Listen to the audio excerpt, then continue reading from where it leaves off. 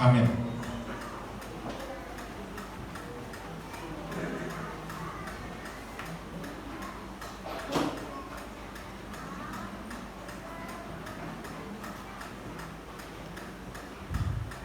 Salam Bapak Ibu Saudara semua. Salam.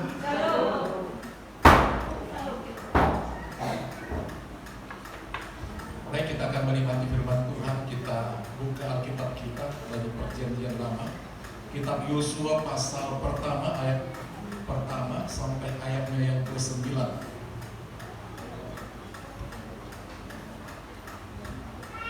Yosua pasal pertama ayat pertama sampai 9.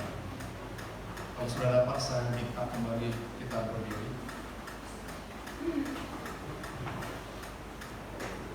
Kita baca bergantian, saya mulai dari ayat yang pertama. Sesudah Musa hamba Tuhan itu mati, berfirmanlah Tuhan kepada Yosua bin Nun, abdi Musa itu, demikian. Hamba Musa telah mati, sebab itu bersiaplah sekarang, seberanglah sungai Yordan ini, engkau dan seluruh bangsa ini, menuju negeri yang akan kuberikan kepada mereka, kepada orang Israel itu. Setiap tempat yang akan diinjak oleh telapak kakimu, kuberikan kepada kamu seperti yang telah kujanjikan kepada Musa.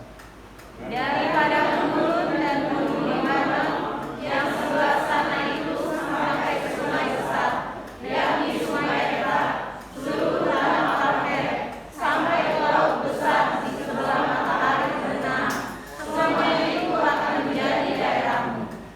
Seorang pun tidak akan dapat bertahan menghadapi engkau seumur hidupmu. Seperti aku menyertai Musa, demikianlah aku akan menyertai engkau. Aku tidak akan membiarkan engkau dan tidak akan meninggalkan engkau. Kuatkan dan teguhkanlah hatimu, sebab engkau yang akan memimpin bangsa ini, memiliki negeri yang kujanjikan dengan sumpah kepada nenek moyang mereka, untuk diberikan kepada mereka.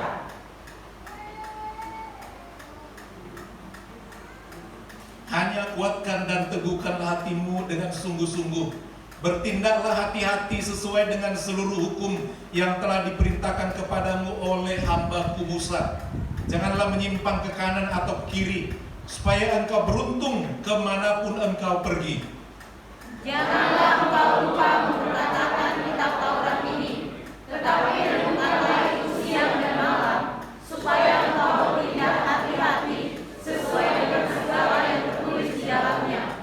Sebab dengan demikian perjalananmu akan berhasil dan engkau akan beruntung.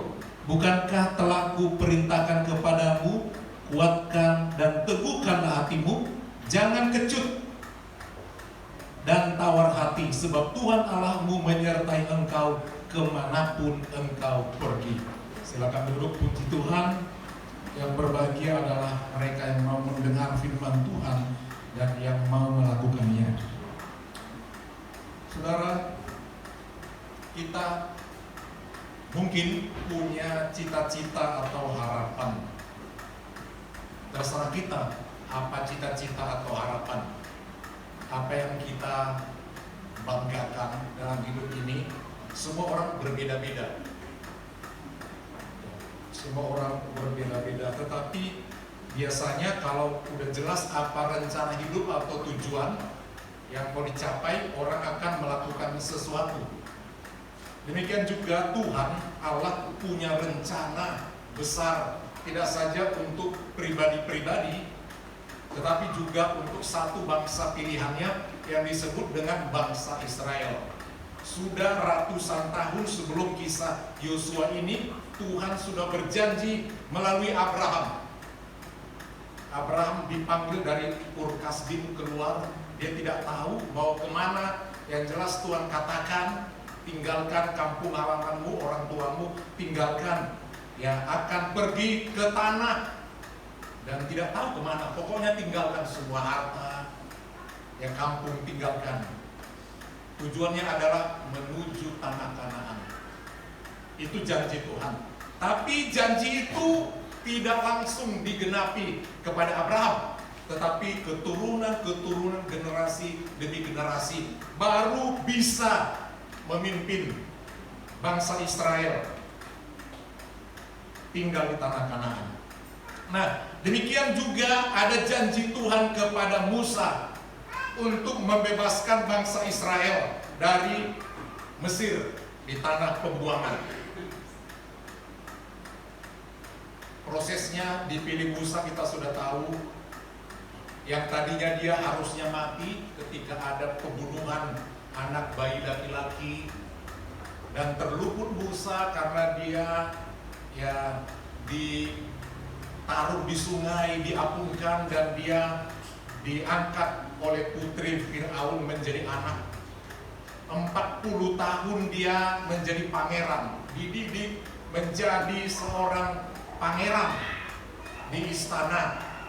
Darahnya Israel, jiwanya Israel, tapi dagingnya, pengetahuannya, ilmu pengetahuan yang canggih, itu pendidikan dunia, yaitu Mesir.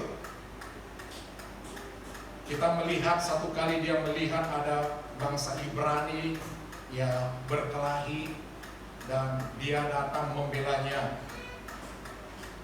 Kemudian dia juga melihat ada perkelahian sampai dia membunuh salah satu.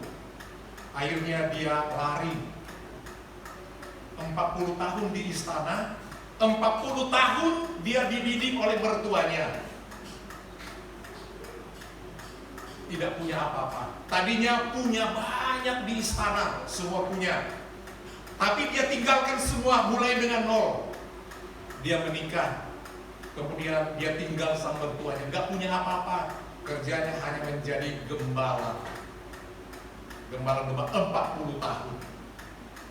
Jadi setelah itu 80 tahun, rupanya tidak kebetulan kalau dia diizinkan hidup Musa. Dia diambil dari air. Kalau bayi-bayi lain yang laki-laki mati, memang Tuhan tidak mau pakai. Tetapi diizinkan hidup bayi Musa, tujuannya ada sesuatu. Jadi kalau kita anak-anak Tuhan ada hidup, ada pada hari ini di rumah Tuhan, ada rencana Tuhan juga bagi kita. Sebab Tuhan tidak mau kita menjadi orang yang sia-sia, tidak berguna. Dan setelah itu dia dipanggil oleh Allah melalui penampakan pohon semak yang bernyala api tapi tidak terbakar. Dan Allah berkata, dia memanggil Musa, Musa.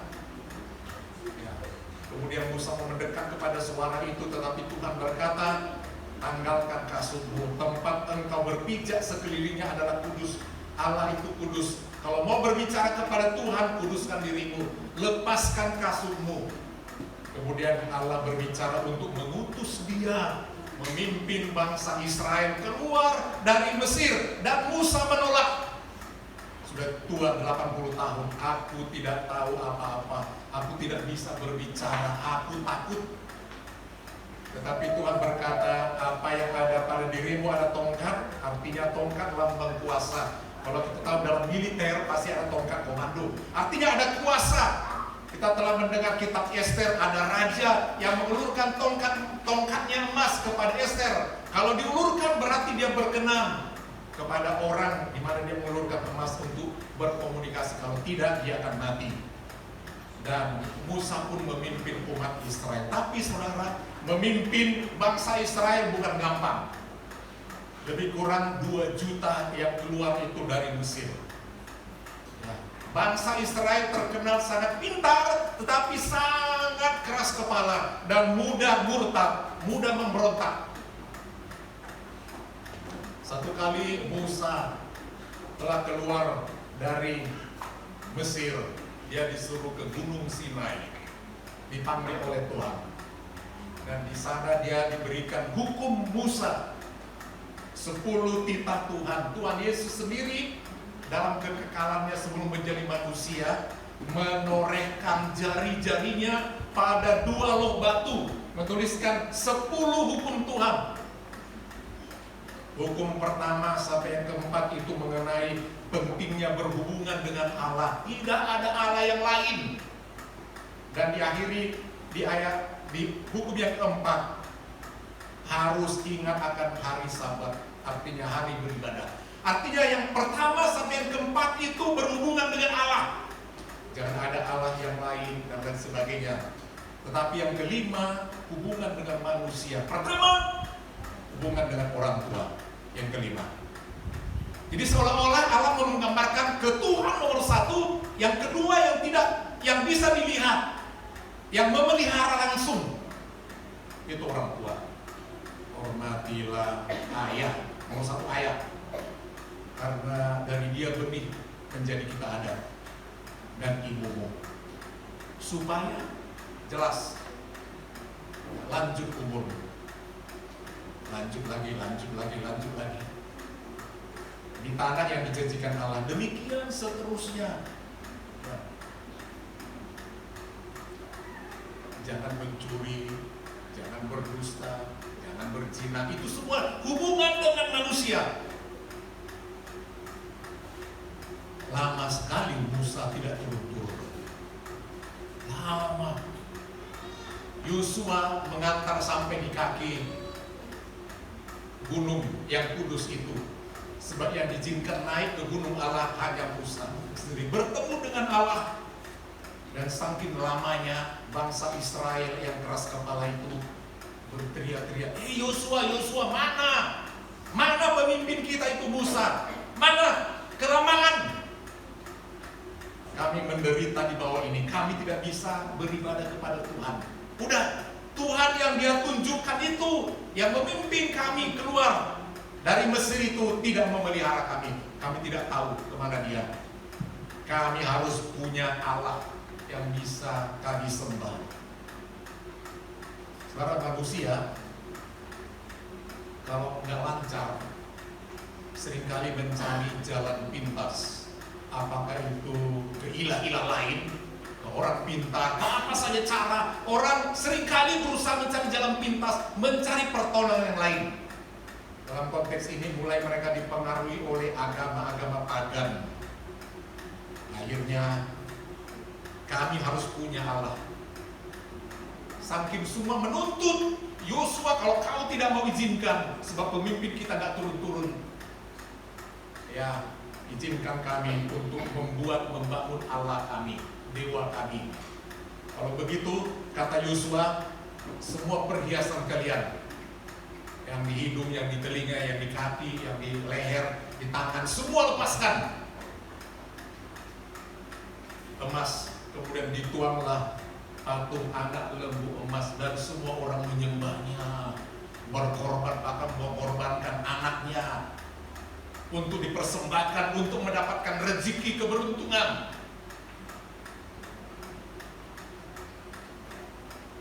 Ya, kemudian Musa turun dari gunung itu. Waktu dia turun, dia makin ke bawah, makin kedengaran suara orang berteriak-teriak, menyembah, berteriak. Wah, teriakan apa ini, hiruk pikuk? Dilihatnya lah, rupanya sudah ada patung. Karena dalam kitab Imamat dilarang membuat patung untuk disembah.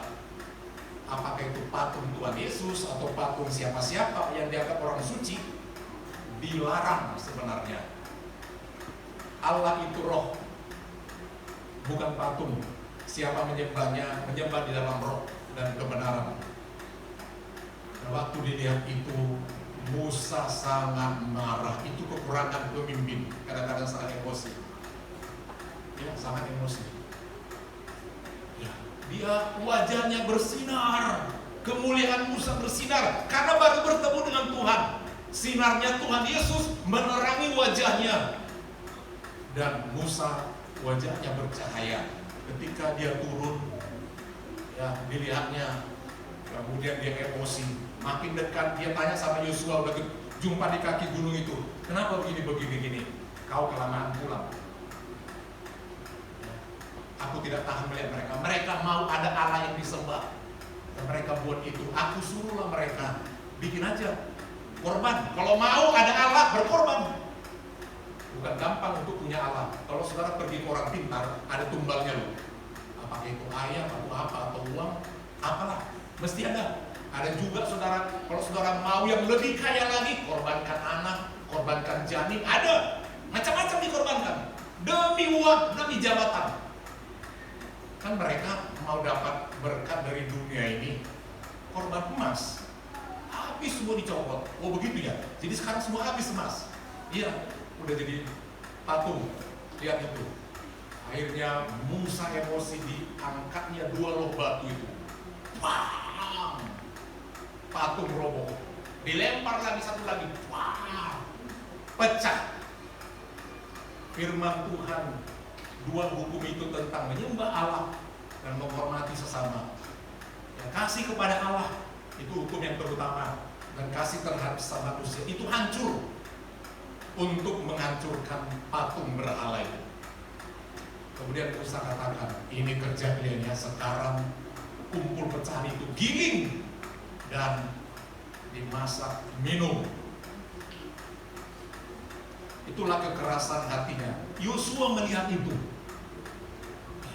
Tahun demi tahun dia melihat bagaimana pusingnya Musa memimpin bangsa yang keras kepala. Karena memimpin itu bukan gampang ya. Dan kita kalau menilai satu pemimpin mudah sekali, mudah. Tapi kalau saudara udah giliran memimpin di rumah, saudara orang tua, memimpin adik, lebih tinggi lagi memimpin di kelas, di mana pembagian kelas, bukan mudah. Setiap orang punya kepribadian sifat, dan semua orang selalu mengatakan dia lebih pintar, sehingga dia mudah berbicara, mengatakan ini yang benar, ini salah, itu tidak cocok. Jadi bukan mudah menjadi pemimpin. Dan setelah mereka juga sampai di tanah Kanaan, banyak sekali memberontak. Adalah minta makan, tidak ada lagi bawang putih, tidak ada lagi semangka, tidak ada lagi ini. Tuhan kirimkan manna dari sorga. Oh tidak ada air, ini pahit, di Mara, di Meriba, pahit airnya. Tuhan kasih air dari batu karang keluar, Musa sampai jatuh. Jadi kelihatan sekali banyak kesulitan, sampai padahal jarak antara Mesir ke tanah Kanaan. Kalau saudara lihat peta, saudara yang pernah pergi ke Yerusalem lewat Mesir, mana ada berbulan-bulan, boro-boro bertahun. Ya kalau lihat peta. Tapi kenyataannya bangsa ini keras kepala. Akhirnya mereka berputar-putar di padang gurun. Tuhan bikin begitu untuk mendidik. Sampai mati generasi-generasi. Dikubur di situ, saudara. 40 tahun. Bayangkan. Jadi 40 tahun Musa memimpin. Dari hidupnya yang 3 kali 40 tahun, dia nggak sampai ke tanah Kanaan. Dia sibuk membenahi bangsa Israel. Bahkan dia sampai mati. Dan matinya orang tidak tahu kuburannya di mana. Bahkan mayat Musa dalam Alkitab dikatakan diperebutkan oleh malaikat dan setan. Mereka bertengkar soal mayat Musa. Kasihan Musa. Pergumulannya, dia seringkali dilempari, dihina, tapi dia sabar sampai lanjut umurnya. Satu kali dia sedang menatap ke tanah Kanaan dari gunung Sinai itu, dia hanya menatap. Tuhan katakan, Musa pandang saja ya, pandang saja. Kau tidak akan sampai ke sana. Tapi hambamu itu, ya, dikatakan abdimu. Artinya orang yang mengabdi kepadamu, dia menjadi pemimpin. Itu yang kita baca tadi. Sesudah Musa hamba Tuhan itu mati. Kenapa mesti dicatat mati? Saudara, sehebat-hebatnya kita dalam memimpin, punya power yang luar biasa, punya karisma yang luar biasa, mungkin punya banyak hal. Jangan lupa soal mati, soal rezeki, soal untung di tangan Tuhan. Mungkin Yosua juga sangat kagum karena dia melihat kemuliaan Allah di wajah Musa bercahaya, sampai dia harus menutupi wajah yang bercahaya itu supaya tidak menyilaukan orang karena cahaya daripada Musa. Dia melihat begitu hebatnya kuasa Musa ketika membawa bangsa Israel keluar dari tanah Mesir, membelah laut, memberikan 10 tulah. Luar biasa Musa. Sekarang mati. matilah ini. Siapa yang memimpin bangsa Israel yang banyak yang keras kepala ini, yang selalu memberontak melawan hamba Tuhan Musa yang sangat murah hati, lembut hati, yang begitu sabar 40 tahun. Sekarang udah gak ada Tuhan, bagaimana ini? Selama ini aku abdinya, membantu dia, menolong. Ketika ada peperangan, aku ada di situ. Dia pusing, dia mulai ketakutan. Bagaimana ini? Sekian juta bangsa yang jahat ini. Dalam kebingungannya, ketakutannya, kecemasannya, Allah berfirman. Setelah Musa, hamba Tuhan itu mati, berfirmanlah Tuhan kepada Yosua bin Nun, anak daripada Nun, abdi Musa itu. Kata abdi, mengabdi artinya mentaati, mau diperintah sebagai pembantu. Itu namanya abdi. Sebab itu, ya karena udah mati, pemimpin besar itu dikatakan bersiaplah sekarang. Kaget dia. Ayo siapkan dirimu, siapkan kamu, siapkan mental menghadapi sekian juta orang, berbagai kelakuan. Udah kamu lihat sekian puluh tahun kan ngerinya.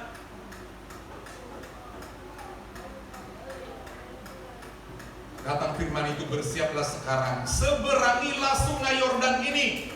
Seberangi, udah dekat untuk menuju tanah Kanaan, tapi banyak bangsa yang harus dilewati. Sebelum menyeberang itu, bahkan setelah diseberang, ada bangsa-bangsa lain yang harus ditaklukkan. Seberangilah sungai Yordan ini, engkau dan seluruh bangsa ini, menuju negeri yang akan kuberikan kepada mereka, kepada orang Israel itu. Langsung Tuhan itu, kepada orang Israel itu, yang banyak itu, kau yang memimpin. Seberangi, bawa mereka. Itu satu hal yang menakutkan. Mungkin begitu ketakutan, ya berdegup, aduh gimana mau berbicara ya. Aku lihat sendiri bagaimana serangan mereka terhadap Musa. Kira-kira demikian. Setiap tempat, jadi Tuhan mau meyakinkan dia bahwa itu berdasarkan pilihan Tuhan, bahwa Tuhan akan menyertai, Tuhan menjamin karena ini adalah menyangkut umat Tuhan, menyangkut pekerjaan Tuhan, menyangkut menggembalakan umat Tuhan. Diperlukan seorang pemimpin yang telinganya tebal, mendengar setiap kritik, muka yang tebal untuk melihat semua situasi, mesti tahan. Kadang-kadang muka kita tidak tahan ketika mungkin diejek, muka kita bisa menjadi merah padam, bisa menjadi pucat asin, telinga bisa merah, ya, gigi bisa bergetar, suara bisa bergetar, saking menahan emosi, bisa seperti itu. Tetapi Tuhan mau meyakinkan supaya jangan mundur, sehingga Allah menguatkan dia dengan kata-kata yang menguatkan. Setiap tempat yang akan diinjak oleh telapak kakimu, begitu berharga telapak kaki Yosua ya. Tiap langkah menunjukkan menjadi milik. Kemana dia melangkah, tiap langkah dikatakan akan menjadi milik. Wah, dia tentu akan berpikir, berarti langkah kakiku menentukan berkat bagi bangsa ini. Ya, oh kalau memang Tuhan ya yang bilang begitu, berarti bagaimana Musa Tuhan tidak tinggalkan dengan segala kesulitan menggembalakan jemaat umat itu yang banyak. Aku akan lebih lagi, karena ada janji Tuhan yang tidak diberikan kepada Musa, tapi diberikan kepadaku, yaitu setiap langkah kaki, setiap tempat yang akan diinjak oleh telapak kakimu, kuberikan kepada kamu, seperti yang telah kujanjikan kepada Musa. Kepada Musa janji, tetapi langkahnya tidak sampai ke seberang. Janji ini sekarang dilanjutkan kepada Yosua. Dari padang gurun dan gunung Libanon. Nah, negara Libanon masih ada sampai sekarang. Yang sebelah sana itu sampai ke sungai besar, yakni sungai Efrat, seluruh tanah orang Het, sampai ke laut besar di sebelah matahari terbenam. Semuanya itu akan menjadi daerahmu. Seorang pun tidak akan dapat bertahan menghadapi engkau seumur hidupmu. Seperti aku menyertai Musa, demikianlah aku akan menyertai engkau. Aku tidak akan membiarkan engkau dan tidak akan meninggalkan engkau. Apa artinya? Ini siap berperang. Itu daerah-daerah tadi semua ada kerajaan. Orang Het, orang Amori, orang Yebus dan lain sebagainya. Itu semua bangsa-bangsa yang harus ditumpas. Artinya siap berperang untuk mendapatkan kemenangan tanah Kanaan. Ada portal-portal yang harus, kubu-kubu yang harus dihadapi. Saudara, kalau mau mendapatkan satu kesuksesan, kita harus mulai dari langkah pertama. Ada hambatan. Mau apapun, anak-anak kita ini nggak boleh kita hanya berdoa, dia berdoa anak saya mau jadi dokter. Langkahnya ada untuk mencapai di situ. Nilai dari mulai SD, SMP, SMA, menjurus ke IPA, seperti itu. Jadi ada langkah-langkahnya. Dia juara berapa di kelas, di sekolah, terus itu ada langkah-langkah seperti satu musuh. Dan setiap melangkah dikatakan kelas itu ya menjadi berhasil. Kira-kira demikian.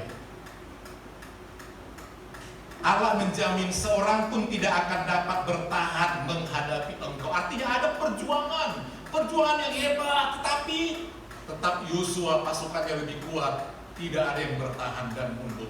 Saudara, kita hidup di dunia ini tidak sekedar diberi Tuhan keselamatan, tapi diberi waktu untuk berperang. Berperang melawan kemalasan, berperang melawan dosa, berperang melawan kebodohan, berperang melawan kemiskinan. Saudara, tidak datang semua berkat itu. Dan kita tidak langsung ke surga. Kita masih diberi kesempatan di dunia. Yang kita hadapi di dunia berbeda. Peperangan kita secara fisik, secara materi, secara ekonomi, tapi juga peperangan secara alam roh. Sebab, saudara, kalau kita tidak kuat dalam Tuhan, sedikit saja kita bisa tinggalkan Tuhan. Kita bisa jatuh, kita bisa murtad, kita bisa menjadi orang yang paling aneh, jauh daripada firman Tuhan. Jadi itu peperangan kita. Saudara, untuk bisa mencapai surga tidak sekedar dengan iman, kita berjuang di dunia ini. Apakah iman kita teguh? Tuhan Yesus ketika datang, dia hanya mencari bukan harta, bukan sekedar perbuatan kita. Yang pertama Tuhan cari, adakah iman di bumi ini? Itu menggambarkan saudara, kita seringkali iman kita itu mati, tidak hidup. Itu sebabnya firman Tuhan katakan, jika engkau mempunyai iman sebesar biji sesawi saja. Artinya yang penting hidup walaupun kecil. Sebab iman yang kecil pun tapi hidup seperti biji sesawi, yang seperti butiran daripada serbuk. Kalau ada rayap kayu-kayu, ada jatuh butir-butir kecil. Kira-kira seperti itulah biji sesawi kecilnya, kecil sekali. Tapi kalau dia sudah tumbuh, dia bisa menjadi pohon yang besar dan burung-burung bisa tinggal di sana, saudara. Jadi seringkali sebenarnya iman kita ada tapi mati. Iman kita tidak ada benih di dalamnya. Apa tidak? Kebaktian tidak. Sebab iman timbul dari pendengaran kan firman Allah. Ya, justru karena kita dengar firman Allah, kita bisa menjadi kuat di tengah tantangan dunia yang membuat kita mudah tergelincir. Sekarang gampang sekali untuk membuat orang tergelincir. Bentengnya adalah iman. Jadi dia harus diberi satu keyakinan supaya dia berani memimpin dan akan mendapatkan kemenangan. Jadi dalam hidup ini, semua kita, tiap keluarga, pemuda, remaja, anak-anak kita tanamkan jiwa berjuang. Amin. Ya. Jiwa berjuang. Kalau dulu orang tamat SMA itu ya, sekarang sih gak jadi masalah, saudara mau sekolah mau enggak, urusan pribadi ya. Kalau dulu mungkin tambah SMA, ya ada STM, sekarang nggak ada lagi. Seperti itu, dulu ada SEMEA, nah, boleh langsung bekerja sih, boleh-boleh saja. Tapi zaman sekarang hanya untuk guru TK saja mesti S1. Itu guru TK. Guru TK. Ilmu harus diasah. Nah, S1 bukan mau mengecilkan ya, sering juga tidak cukup. S2, profesor. Artinya kita harus berjuang karena terus kemajuan bertambah, ilmu pengetahuan bertambah. Jadi kita juga harus mengikuti, membenahi, mengupgrade diri kita untuk mengikuti kemajuan ini, untuk bisa bertahan hidup. Bahkan dalam pelayanan pun harus makin maju. Tadi malam waktu Bapak Gembala sharing firman Tuhan, dikutip satu kisah bahwa di salah satu kota di Inggris sudah ada gereja yang berkhotbahnya tidak berjumpa lagi dengan pelayan Tuhan atau pendeta atau pastor atau koster atau siapa saja yang di gereja, tidak ada lagi dihadap. Nah, mereka berhadapan dengan layar elektronik. Khotbah sudah di set, yang berbicara di layar itu avatar, yaitu kartun animasi, dibuat suaranya begitu hidup dengan ilustrasi musik untuk ujian penyembahan. Semua teknologi kalah keahlian daripada pemain musik yang langsung. Karena apa? Bisa lama-lama gereja pun kekurangan dana, karena orang tidak bergereja untuk menghidupi gereja, merawat gereja. Gereja-gereja di Eropa banyak yang harus dijual, tidak ada lagi kemampuan maintenance perawatannya ya. Orang yang mau jadi pastor atau pendeta makin sedikit. Ada banyak sekolah teologi tidak ada mahasiswanya, sehingga untuk pelayanan itu mulai teknologi yang bermain. Bapak Gembala juga menjelaskan bahwa ada satu kota di Jepang ya, hotel itu tidak lagi ada manusia yang melayani, semua dengan robot. Dari mulai masuk sudah ada resepsionis cantik-cantik, tapi semua robot. Seperti manusia persis, suaranya, gerak-geriknya bisa merespon berbagai pertanyaan. Mau tanya apa saja, dia bisa merespon karena otaknya luar biasa. Mau pesan apa, kelas yang bagaimana, servisnya apa, semua apa yang dibutuhkan, semua dilayani oleh roh, tidak ada manusia. Siapa kita? Ya, siapa kita? Bapak Gembala juga menjelaskan kalau kita mau ambil uang ke bank mesti antri untuk mengisi listnya. Mau menabung saja mesti repot, antri. Kalau sekarang tinggal ke ATM, mau tarik, mau store, tinggal masukkan, keluar, mau kapan saja ambil uang gampang. Mau pinjam juga gampang, ada easy cash, ada kami, macam-macam. Begitu banyaknya. Begitu gampang membuat kita terjatuh dengan teknologi sekarang ini. Jadi mari kita punya sifat berjuang karena Allah ingin memberkati kita semua. Amin. Tidak sekedar berkat keselamatan, Dia mau ketika di dunia ini kita benar-benar boleh berjuang dan menang. Mengikuti semua perkembangan zaman, kita menang.